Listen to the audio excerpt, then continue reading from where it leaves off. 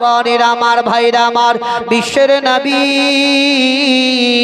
রাহমাতুল লিল আলামিন, দয়ার নবী আমার টুক টুক টুক টুক টুক টুক করে নিজের হুজরা খানায় গেলেন।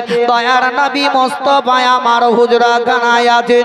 এমনকি দয়ার নবীর শরীরটা অসুস্থ হয়ে গেল। দয়ার নবী মোস্তফার শরীরে এমন একটু অসুস্থ হয়ে চুপচাপ দয়ার নবী আমার নিজের হুজরা খানায় শুয়ে আছেন। এমন সমাতে মা আয়েশা সিদ্দিকা রাদিয়াল্লাহু তাআলা আনহা বিশ্বের নবীর কাছে চলে গেলেন। দয়ার নবী মোস্তফার দিকে তাকিয়ে তাকিয়ে মা আয়েশা সিদ্দিকা তাকান, আর দুই চোখের পানি ঝরঝর করে ঝরে যায়। দয়ার নবী বললেন, ওগো আমার হুমায়রা, ওগো আমার আয়েশা সিদ্দিকা, কেন তুমি এইভাবে কান্না করো? তোমার দুই চোখ দিয়ে কেন পানি পড়ে যায়? তবে একটু তুমি চোখের পানিটা বন্ধ করো। বিশ্বের নবীর দিকে তাকিয়ে তাকিয়ে দেখতেছিলেন। এমন সমাধে দয়ার নবী আমার বললেন, ওগো আমার হুমায়রা, একবার তুমি ওই মসজিদে নবীর ওই পর্দাখানা একবার হটিয়ে দাও। যেমনি পর্দাটা হটিয়ে দিলেন, যেমনি ধরটা হটিয়ে দেওয়া সঙ্গে সঙ্গে নবী মোস্তফা আমার মসজিদে নবীর দিকে তাকিয়ে দেখলেন। দেখা মাত্রই কাঁদতে আরম্ভ করে দিলেন। হযরতে আয়েশা সিদ্দিকা রাদিয়াল্লাহু তাআলা আনহা বলেন, ইয়া রাসূলুল্লাহ, ইয়া হাবিবাল্লাহ, নবী গো, আপনি কেন এইভাবে কান্না করতে আছেন? আপনার দুই চোখ দিয়ে কেন পানি পড়ে যায়? ইয়া রাসূলুল্লাহ, একবার আপনি কান্নাটা বন্ধ করুন। আমি আয়েশা সিদ্দিকা, আপনার চোখের পানি আমি বরদাস্ত করতে পারি না। তবে ইয়া রাসূলুল্লাহ, আপনার এমন কি কথা মনে পড়ে গেল তাতে আপনি কান্না শুরু করে দিলেন? বিশ্বের নবী আমার বললেন, ওগো আমার হুমায়রা, আমার কোনো দুঃখের কথা মনে পড়ে নাই। আমি দুঃখের মধ্যে আমি কাঁদি নাই, তবে আমি কাঁদি সুখের কাঁদন কাঁদি। বলে দুঃখের কাঁদন কাঁদি না, আমি সুখের কাঁদন কাঁদি। হযরতে আয়েশা সিদ্দিকা বললেন, ইয়া রাসূলুল্লাহ, ইয়া হাবিবাল্লাহ, নবী গো, তবে এমন সুখের কাঁদন কি এমন হতে পারে? দুঃখে মানুষ কান্না করে, কষ্ট পেলে মানুষ কান্না করে, বাপ মারা গেলে, মা মারা গেলে তখনই মানুষ কান্না করে। তবে আপনি কি এমন দুঃখের সুখে আপনি কান্না করেন? দয়ার নবী বললেন, ওগো আমার হুমায়রা, আমি এই জন্যই কান্না করি গো। দেখো দেখো, একবার মসজিদে নবীর দিকে একবার লক্ষ্য করে দেখো। দেখো দেখো, আমার সাহাবীরা, আমার উম্মতেরা ওই মসজিদে নবীতে নামাজ পড়তেছে। এই নামাজকে প্রতিষ্ঠিত করতে গিয়ে আমি উহুদের ময়দানে, উহুদের যুদ্ধের ময়দানে আমি লড়াই করেছি, বদরের যুদ্ধের ময়দানে লড়াই করেছি। মক্কার লোকেরা অত্যাচার করেছে। এই নামাজকে প্রতিষ্ঠিত করতে গিয়ে ওগো আমার হুমায়রা, তবে আমার ওই কথাটা আমার মনে পড়ে গেল, যেদিনকে আমি পৃথিবী দুনিয়া ছেড়ে চলে যাব, তবে আমার উম্মত উম্মতিরা কিয়ামত পর্যন্ত এই নামাজ তারা এইভাবেই পড়তে থাকবে। ওগো আমার হুমায়রা, তার খুশিতে আমি কান্না করি। আমার উম্মত উম্মতিরা নামাজে পড়বে, তারা খুশিতে, তার খুশিতে আমি কান্না করি। হযরতে মা আয়েশা সিদ্দিকা রাদিয়াল্লাহু তাআলা আনহাকে বললেন, ওগো আমার হুমায়রা আয়েশা, যাও যাও, তোমার পিতা যার নাম হলো হযরতে আবু বকর সিদ্দিককে আমার নিকটে ডেকে দাও। দয়ার নবী মুস্তাফার নিকটে হযরতে আয়েশা সিদ্দিকা বললেন, ইয়া রাসূলুল্লাহ, ইয়া হাবিবাল্লাহ, নবী গো, আমার পিতা, আমার আব্বা জান আবু বকর সিদ্দিককে কেন আপনার নিকটে ডাকবো? দয়ার নবী বললেন, ওগো আমার হুমায়রা, আমার শরীরটা অসুস্থ হয়ে গেছে, তবে আমার মনে গাওয়া দিচ্ছে ওই মসজিদে নবীতে আমি আর যেতে পারবো না। তবে আমার আবু বকরকে আমার জায়গাতে নামাজ পড়াতে বলবো। হযরতে আয়েশা সিদ্দিকা রাদিয়াল্লাহু তাআলা আনহা বললেন, ইয়া রাসূলুল্লাহ, ইয়া হাবিবাল্লাহ, নবী গো, আমার আব্বা আপনার ওই জায়গায় দাঁড়িয়ে দাঁড়িয়ে নামাজ পড়াতে পারবেন না, কেননা আমার আব্বা নরম দিলের লোক। আপনার ওই জায়গাতে যখনই দাঁড়াবেন তখন আমার আব্বা কেঁদে ফেলবেন, আমার আব্বা সহ্য করতে পারবেন না। ইয়া রাসূলুল্লাহ, ইয়া হাবিবাল্লাহ, নবী গো, আমার আব্বাকে ওই জায়গায় নামাজ পড়াতে পাঠাবেন না। হযরতে আয়েশা সিদ্দিকাকে নবী আমার বললেন, ও গো আমার হুমায়রা, একবার তুমি আমার নিকটে ডেকে দাও। হযরতে আয়েশা সিদ্দিকা ডাক করলেন। হযরতে আবু বকর সিদ্দিক রাদিয়াল্লাহু তাআলা আনহু যেমনি চলে গেলেন, তিনাকে বললেন, চলে যাও, আমার ওই জায়গাতে দাঁড়িয়ে তুমি আপন নামাজে পড়াবে। হযরতে আবু বকর সিদ্দিক রাদিয়াল্লাহু তাআলা আনহু বিশ্বের নবীর কাছে দাঁড়িয়ে গেলেন। দয়ার নবী একবার নয়, দুইবার নয়, তিনবার বললেন, আবু বকর সিদ্দিক কিন্তু যান না মসজিদে নববীতে। কেননা একটাই কারণ, যদি আমি চলে যাই আর নবী যদি ইন্তেকাল হয়ে যান, তবে আমার কোনোদিন নবীর সঙ্গে আমার আলাপ আলোচনা হবে না।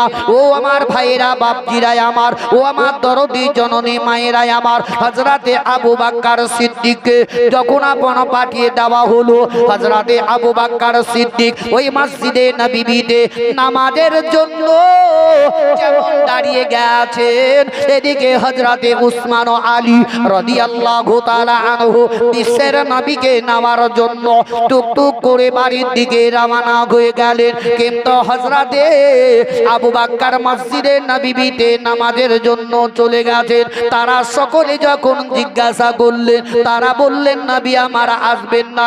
মসজিদে নববীতে যত লোক ছিল তারা সকলে অঝর নয়নে কাঁদতে আরম্ভ করে দিল। তাদের কান্নার আওয়াজ আমার বিশ্বের নবীর কানে চলে গেল। মা আয়েশা সিদ্দিকাকে বললেন, ওগো আমার আয়েশা, ওগো আমার হুমায়রা, দেখো কান্নার আওয়াজটা আসছে কোন দিক থেকে। আয়েশা বললেন, ইয়া রাসূলুল্লাহ, ওই মসজিদে নববীর দিক থেকে ওই কাঁদার আওয়াজটা চলে আসতে আছে। দয়ার নবী মুস্তাফার দিকে লক্ষ্য করে ওই মসজিদে নববীর লোকেরা এত কেঁদেছিল, এত কেঁদেছিল, মনে হচ্ছে কি এই মুহূর্তে মসজিদে নববীতে কিয়ামত হয়ে যাবে।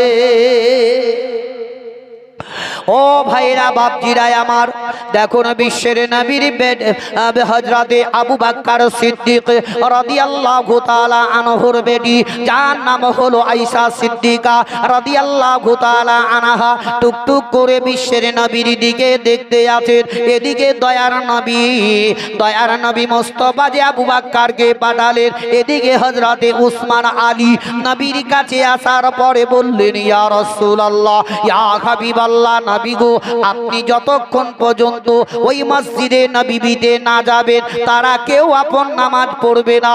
তবে আপনি আমাদের সঙ্গে চলুন। তাদের দুই কাঁধের উপরে হাত দিয়ে টুকটুক করে নবী মুস্তাফাকে নিয়ে গেলেন। বারান্দাতে রেখে দেওয়ার পরে কেউ বলে আলহামদুলিল্লাহ, কেউ বলে সুবহানাল্লাহ, এমন কি কথা বলতে বলতে হযরতে আবু বকর সিদ্দিক রাদিয়াল্লাহু তাআলা আনহু ওই জায়গা থেকে উঠে গিয়ে দয়ার নবী মুস্তাফা আমার মসজিদে নববীতে বসে বসে নামাজ পড়িয়ে দিলেন। দয়ার নবী মুস্তাফাকে উসমান ও আলী নিয়ে আসতেছিলেন। তারা যখন কান্না করে, নবী আমার পিছন থেকে মুখটা মুড়ি ফিরিয়ে নিয়ে তাদেরকে বলতে লাগলেন, ও আমার মদিনার লোকেরা, ও আমার সাহাবীরা, তোমরা এইভাবে আর কেঁদো না, কেঁদো না। তোমাদের কান্না শুনলে আমার কলেজা খানা চোর চোর হয়ে যায়। দয়ার নবী মুস্তাফাকে নিজের হুজরা খানায় নিয়ে চলে গেলেন। আল্লাহর নবীর দয়ার নবী মুস্তাফার বিবি মা আয়েশা সিদ্দিকা রাদিয়াল্লাহু তাআলা আনহা ঘরের মধ্যে বসে আছেন।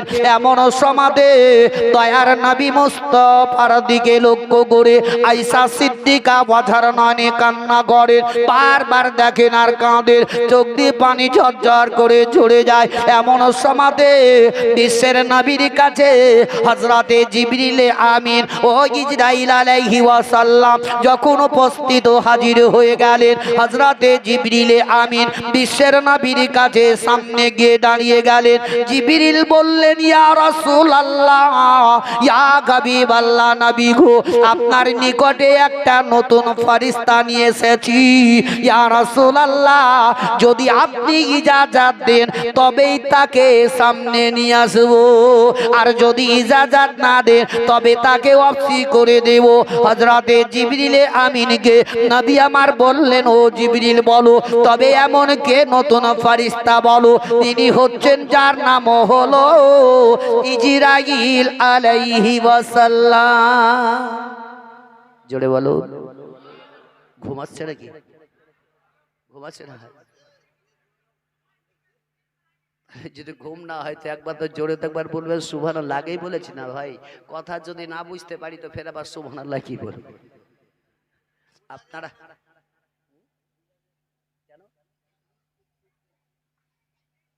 তবে আপনারা বুঝতে পারেন না। যাই হোক, আপনার এই যে সুবহানাল্লাহ বলতে আমাদের খুব ভারী ওজনদার লাগে, কিন্তু সুবহানাল্লাহ আল্লাহরই তো নাম। তাহলে যদি আমরা আল্লাহর নাম নিতেও আমাদের কেন ভয় হবে? দিলটাকে একটু সুকুন ঠান্ডা করো, ঠিক আছে? একটু সুবহানাল্লাহ বলার চেষ্টা করো। আমরা ভাত খাইতে যদি বসে, যে খিচুড়ি খাইতে বসবো তো একটু পরেই তো বিসমিল্লাহটাও শুরু হবে না রে ভাই, হবে কি? পাতা দেওয়া মাত্রই খালি বলে কত দূরে আসছে দেখ, দেওয়া মাত্রই সারাসার মাত্রে শুরু করে দিল। কিন্তু যে আমরা শুরু করব বিসমিল্লাহির রহমানির রহিম বলে, তবু কিন্তু আমরা এটা শিখতেছি। আজ আমরা যদি সেই আদর্শের দিকে আমরা লক্ষ্য করে চলি, তাদের ব্যবহার, তাদের সুন্নত। আচ্ছা বলুন তো, আজকে তো আপনাদের প্রাপ্ত জুম্মা মসজিদের ইমাম সাহেব প্রত্যেক জুম্মাতে বক্তব্য রাখেন না? আমরা শুনি। এই মসজিদ থেকে ওই মসলা মসাইল গুলা শুনিয়েছে, নিজ নিজ বাড়িতে এসে আমরা ছেলে মেয়েদেরকে শিক্ষা দিই। আমরা তো নিজে শিখতে পারি না, তো কি ছেলে মেয়েদেরকে শিক্ষা দিব? কিন্তু আমাদের কর্তব্য, বক্তব্য শুনে আসার পরে বাড়িতে এসে আপনাকে হেদায়েত দিয়ে শিক্ষা দেওয়াটা কর্তব্য, তাই না? কিন্তু এগুলো তো আমরা কখনো বুঝাই না। আর বুঝাবেন বা কি? এখনকার যা যুগ জামানা বুঝলেন, এখন উল্টাই আপনাকে আপনার বেটা বেটিতে উল্টা জবাব দিচ্ছে না, তাই না? আর কথা চলছে না বাপ মার। কষ্ট করে বাপেরা ছেলে মেয়েদেরকে বড় করে দিয়েছে, বুঝলেন? যেমনি একটু যুবতী হয়ে যাচ্ছে তার আলাদা চলছে। তবে আপন দেখুন, এখনো সতর্ক করে দিবেন, নিজে নিজে একটু পরিবর্তন যদি হন তাহলে বাড়ির পরিবারকেও পরিবর্তন করানো যাবে না? আর আমি যদি নিজে পরিবর্তন না হয় তো আমার ছেলে মেয়েদেরকে পরিবর্তন করা যাবে না। আগে নিজেকে শুধরিতে হবে। যেমন কি দেখুন, নবীর প্রত্যেকটা সুন্নতকে হযরতে আবু বকর সিদ্দিক বাছাই করে করে আদায় করতেন। জোরে বলুন সুবহানাল্লাহ। আমরা তো শুনছি, শুনেও তো আমরা পালন করি না। জেনে শুনে তো আমরা হারাম খাচ্ছি না, খাই না? যেমন কাউরি কে বলে কে কাউরির কোনো জিনিস না বলা করে যদি খাওয়া হয়, সেটা কি হয়? হারাম হয় না হালাল হয়? কি হয়? হারাম। তো কতদিন দোকানে গিয়ে যে টুক করে একটা তুলে খুট করে খেয়ে নিয়েছেন, কি হলো? হালাল খেলেন না হারাম খেলেন?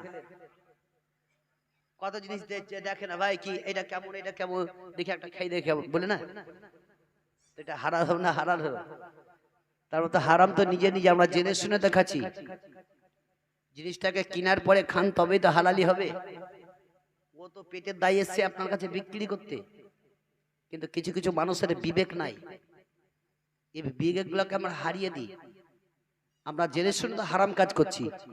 হযরতে আবু বকর সিদ্দিক যে নবীর কাছে উঠতে বসতে চলতে ফিরতে সর্বদাই, বদরের যুদ্ধের ময়দানে আবু বকর, উহুদের যুদ্ধের ময়দানে আবু বকর, মক্কা থেকে মদিনা যেখানে গেছেন সেখানে আবু বকর, সেই আবু বকর সিদ্দিক নবীর সুন্নত পালন করার জন্য যাচ্ছেন কোথায়? তিনার বেটি মা আয়েশা সিদ্দিকা রাদিয়াল্লাহু তাআলা আনহার কাছে। জোরে বলুন।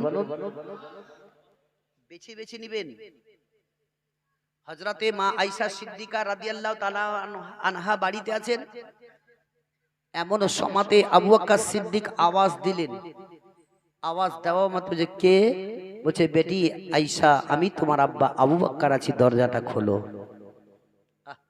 আয়েশা সিদ্দিকা দরজা খুললেন তো দেখছেন তো তিনার আব্বা আবু বকর সিদ্দিক দাঁড়িয়ে আছেন। ওই সমাদে হযরতে আবু বকর সিদ্দিক রাদিয়াল্লাহু তাআলা আনহু তিনার বেটি মা আয়েশা সিদ্দিকা রাদিয়াল্লাহু তাআলা আনহাকে জিজ্ঞাসা করলেন, ওগো আমার আয়েশা, ও বেটি আয়েশা, একটি কথা জিজ্ঞাসা করব। বলে এমন কি জিজ্ঞাসা করবেন গো আব্বা? বলো না কেন? বলে বেটি গো, তুমি হচ্ছ নবী মুস্তাফার বিবি। নবী কোথায় যান সেটাও তুমি জানো, নবী এমন কোন কাজ করেন সেটাও তুমি জানো, নবী মুস্তাফা কোন ইবাদত জিকির করেন সেটাও তুমি জানো। তবে যদি জানো ও আয়েশা একবার আমার বলো, তবে যে কাজগুলা করেন তার মধ্য থেকে যদি আমার কোনো একটা ছুটে গেছে, তবে আয়েশা আমার বলে দাও, আমি সেটা নবী মুস্তাফার সুন্নত পালন করব। ঠিক আছে? আল্লাহু আকবার, আল্লাহু আকবার। ইয়া রাসূলুল্লাহ, ইয়া রাসূলুল্লাহ, জিন্দাবাদ, জিন্দাবাদ, জিন্দাবাদ, আল্লাহু আকবার। তবে দেখুন, হযরতে আবু বকর সিদ্দিক নবী মুস্তাফার সুন্নত পালন করার জন্য নবী মুস্তাফার বিবি আর আবু বকর সিদ্দিকের বেটি আয়েশা সিদ্দিকাকে জিজ্ঞাসা করলেন, তো আয়েশা কাঁদতে আরম্ভ করলেন। জোরে বলো সুবহানাল্লাহ। কাঁদছেন, চোখ দিয়ে পানি ঝরঝর করে ঝরে যাচ্ছে। হযরতে আবু বকর সিদ্দিক বলছেন, ও বেটি, তোমাকে এই কথাটা জিজ্ঞাসা করাতে তুমি কাঁদছো কেন? মা আয়েশা সিদ্দিকা রাদিয়াল্লাহু তাআলা আনহার দুই চোখের পানি ঝরঝর ঝরঝর করে ঝরে যায়। আবু বকর বলছেন, ও বেটি আয়েশা, এভাবে আর কেঁদো না, আমি তোমার আব্বা, আমি সহ্য করতে পারি না রে বেটি, একবার চোখের পানিটা বন্ধ করো। ও আমার বাপজিরা আমার, যদি কাউরির বেটি বাপের সামনে কান্না করে, বাপ কিন্তু সহ্য করতে পারে না, বেটির চোখের পানি কখনো বরদাস্ত করতে পারে না।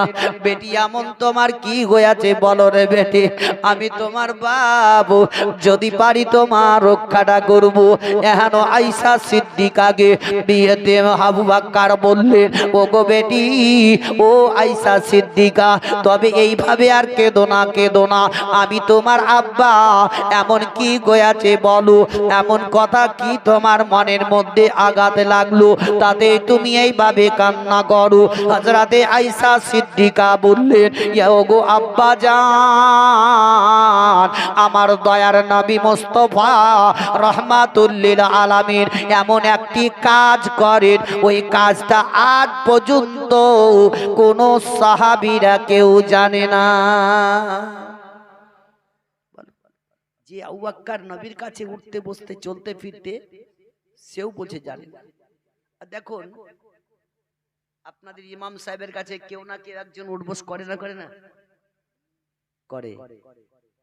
কিন্তু দেখবেন ওই লোকটাই, যে লোকটা ইমামের কাছে বেশি উঠবস করে, ইমামের সব হালচাল কিন্তু জেনে নেয়, জানে না? আর যেমনি জেনে নিল, ইমামের পিছনে সে আপন লেগে গেল।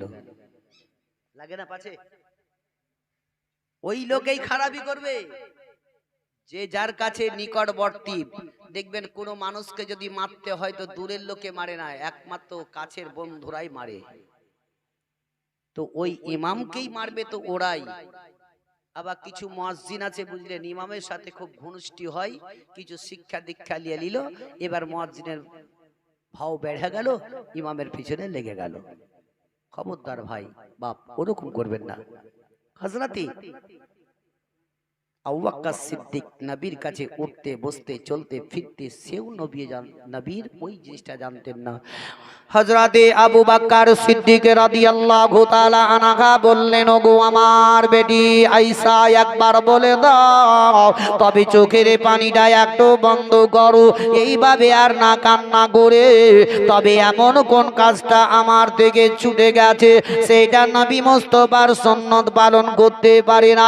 হযরতে আয়েশা সিদ্দিকা রাদিয়াল্লাহু তাআলা আনহা বললেন, ওগো আব্বা জান, তবে এমন একটা কাজ হলো প্রত্যেক দিন রাত্রি বেলাতে এই জঙ্গল দিয়ে আমার নবী মুস্তাফা হেঁটে হেঁটে চলে যান। আবু বকর বললেন, ও বেটি আয়েশা, তবে নবী মুস্তাফা কেন রাস্তা দিয়ে হেঁটে হেঁটে যান, কারণটা কি বলো না কেন? বলে, ওগো আব্বা জান, হালুয়ার হাতের মধ্যে নিয়ে গিয়ে আমার দয়ার নবী মুস্তাফা ওই জঙ্গলের ভিতরে এমন একটা লোক শুয়ে আছে, ওগো আব্বা তার হাতের নখগুলা খসে খসে যায়, এমনকি শরীরের মাংসগুলাও খসে খসে পড়তে লেগেছে। ওগো আব্বা গো, তার মুখের মধ্যে দাঁতগুলা খসে খসে গেছে, কোনো জিনিস চাবিয়ে খেতে পারে না। ওই লোকটার নিকটে আমার দয়ার নবী মুস্তাফা প্রত্যেক দিন হালুয়া নিয়ে গিয়ে তাকে রাত্রি বেলাতে খাইয়ে আসেন। জোরে একবার বলুন সুবহানাল্লাহ। তবে নবীর আদর্শটা কি ছিল, নবীর ব্যবহারটা কেমন কি ছিল দেখুন। আজকে হাইরে মুসলমান, আমরা গরিবী মানুষ দেখতে গেলে আমরা ঘৃণা করি, আমরা দূর দূর করে হেঁটে হেঁটে যাই, বলি না জামা কাপড়ে 44 না, যাদের একটু টাকা পয়সা বেশি হয়ে গেছে, যারা নতুন নতুন বড় লোক হয়েছে, তাদের চলন আলাদা হয়ে গেছে, তাদের কথাবার্তা পর্যন্ত আলাদা, তাদের হাঁটুন গাটুন সমস্ত সব কিছুই আলাদা। গরিব মানুষকে মানুষ মনে করে না, তাদেরকে ধিক্কারি দিয়ে তেড়ে দেয়। আহারে বিশ্বের নবী আমার প্রত্যেক দিন ওইভাবে গিয়ে ওই লোকটাকে হালুয়া খাইয়ে আসতেন।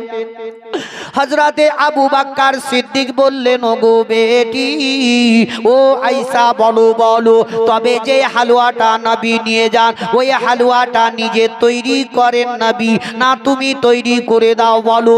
হযরতে আয়েশা সিদ্দিকা বললেন, ওগো আব্বা জান, ওই হালুয়াটা আমি নিজে তৈরি করে দেয় আর নবী হাতের মধ্যে নিয়ে চলে যান, সেই ব্যক্তিকে আপনা খাইয়ে আসেন।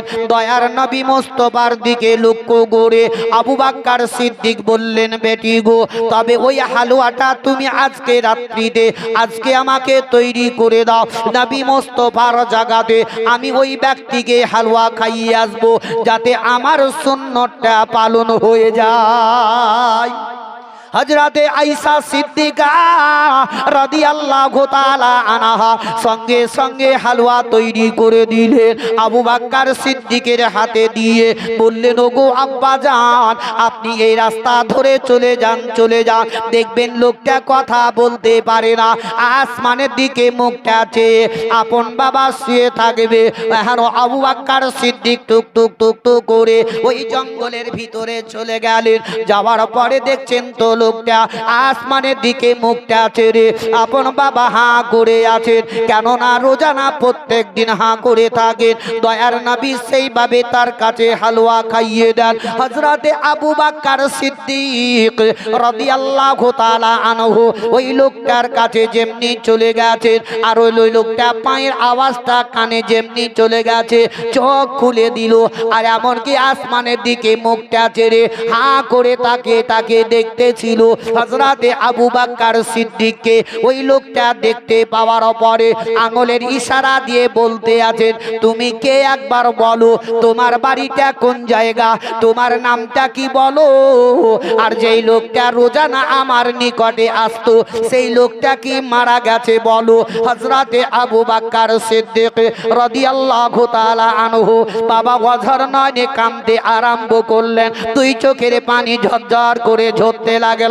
আবু বকর সিদ্দিক সিদ্দিক বলতে আছেন, যার কথা তুমি বলতে আছো, যেই লোকটা তোমার নিকটে রোজানা আসতো, তোমার নিকটে হালুয়া খাইয়ে যেতে, ওই লোকটা আজ পর্যন্ত মরে নাই, এখনো জীবিত আছে। তবে দেখো দেখো, আমার নিকটে বহুত হালুয়া আছে, এই হালুয়া তোমাকে জি ভরে আজকে আমি মন ভরে খাইয়ে দিয়ে তোমার পেট ভরিয়ে আমি এখান থেকে যাব। ওই লোকটা আপন বারবার, একবার নয় দুইবার নয়, বলতে আছে, না না, আমি হালুয়া তোমার নিকট থেকে খাবো না। কেননা মুখটা বন্ধ করে দিয়ে অঝর নয়নে কান্না করে যায়। ওই সমাজে আবু বকর সিদ্দিক বললেন, শোনো গো, তবে আমার নবী মোস্তফা তোমাকে একইভাবে হালুয়াটা খাইয়ে যেতেন, একবার বলো আল্লাহ আল্লাহ সুবহানাল্লাহ। বিশ্বের নবীর আদর্শটা কেমন ছিল দেখুন, নবী আমার কাউকে ঘৃণা করেন রে। দয়ার নবী মুস্তফা আমার নিজের মুখে হালুয়া গোলা ভরে নিতেন, আর নবী চাবিয়ে চাবিয়ে চাবিয়ে নরম করে নামার পরে যেমন ছোট ছোট বাচ্চারা মায়ের স্তনে মুখ লাগিয়ে দুধ পান করে, ওই রকম দয়ার নবী মুস্তফা আমার নিজের মুখটা ওই ব্যক্তির মুখের কাছে নিয়ে গিয়ে মুখটা লাগিয়ে দিতেন, আর বাচ্চার মতো চুচে চুচে হালুয়া খেয়ে নিত। হযরতে আবু বকর সিদ্দিক রাদিয়াল্লাহু তাআলা আনহু ওয়াজার নয়নে কেঁদে যান, চোখের পানি ঝরঝর করে ঝরে যায়। হযরতে আবু বকর সিদ্দিক সেইভাবে নবীর সুন্নত পালন করার জন্য খাইয়ে দিলে। আমরা খাও ভাই,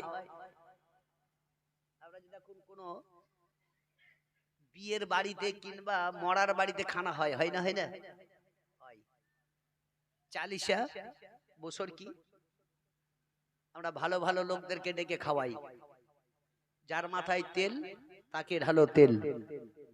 কেন বলেন তো? একটা কাপড় পাবো বলি তাকে দাওয়াত দেওয়া হয়, হয় না হয় না? আর একটা গরিবী মানুষের টাকা মানে কাপড় দিতে পারবে না, তাকে দাওয়াত দিবে না, কারণ গরিব মানুষ দিবে না। তো ওই রকম আজ আমাদের সেই অবস্থাটাই হয়েছে। আমরা যখন যার দেখি তখনই আমরা তেল ঢালি। আমরা যে নবীর জীবনী কাহিনী শুনে সেগুলাকে যে আমরা পালন করব, সেটা কিন্তু আমাদের ভিতরে ওই অন্তরে গাই না কি? শোনার পরে আমরা একটুকু তো পালন করি। কোন গরিব মিসকিনকে ওই চালিশার খাবার টাইমে দেখবেন, যখনই খাবার খেতে লোক বসে গেল, সেই সময়তে একটা যদি দরজাতে ভিখারি চলে আসে, যদি দুটা খাবার চাই, তো বাড়িওয়ালা কিংবা অন্যান্য লোকে বলে, এই তুই এখন বস, এই লোকটা খাওয়া হয়ে যাক তারপরে খাওয়াবো, বলে না? বলছে এটা তোমার শরীয়ত এটা বলে না। শরীয়ত বলতে চাইছে সব লোককে খাওয়া বন্ধ করে দিয়ে আগে ভিখারিটাকে আগে খাওয়াও, তাকে যত্ন করে বসে তুমি খাওয়াও। ওই ভিখারিটা যেই দোয়াটা দিবে আল্লাহ দরবারে, সেটাই দোয়া কবুল হয়ে যাবে। আর আজ আমরা যদি বসে যে খাবার খেতে বিসমিল্লাহ বলে খাবার ঘাটাঘাট খেয়ে নিলাম, আলহামদুলিল্লাহ পড়লাম না, চলে গেলাম। কিন্তু একটা ভিখারিকে যখন আপনি যত্ন সহকারে বসে খাওয়াবেন, বিসমিল্লাহ বলে শুরু করবে, খাবার পরে আলহামদুলিল্লাহ পড়বে, আল্লাহর কাছে দোয়া করবে, আল্লাহ যে আশায় যে উদ্দেশ্য করলি আল্লাহ তার আশাকে তুমি পরিপূর্ণ করে দিও, আল্লাহ তার কবুল করবে। কিন্তু আমরা খাবার খাওয়ার পরে আলহামদুলিল্লাহ পড়ি, ওরে পাতাটাকে জড়ি সরিয়ে নিয়ে মার ছোট মার টান। তাহলে বলুন আমরা এতদিন থেকে শুনতে শুনতে কি পরিবর্তন হলাম? যাই হোক, আল্লাহ তাবারক তাআলা আমাদের প্রত্যেকটা মানুষকে হাদিস ও কোরআনের দিকে লক্ষ্য করে চলা তৌফিক এনায়েত করুক। জোরে সকলে বলুন আমিন। একবার জোরে সরে নবীকে হাজির ও নাজির মেরে দৌড়ে পাক পড়ুন, আর কিছুক্ষণের মধ্যেই ইতিহাস সমাপ্তি। আল্লাহুম্মা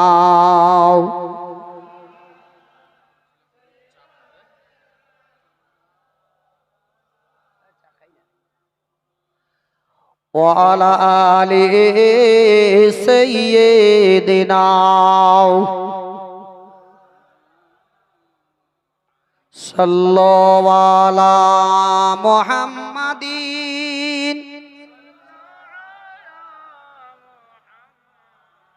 हर दम ज़बान से निकालो हरदम जबान से निकालो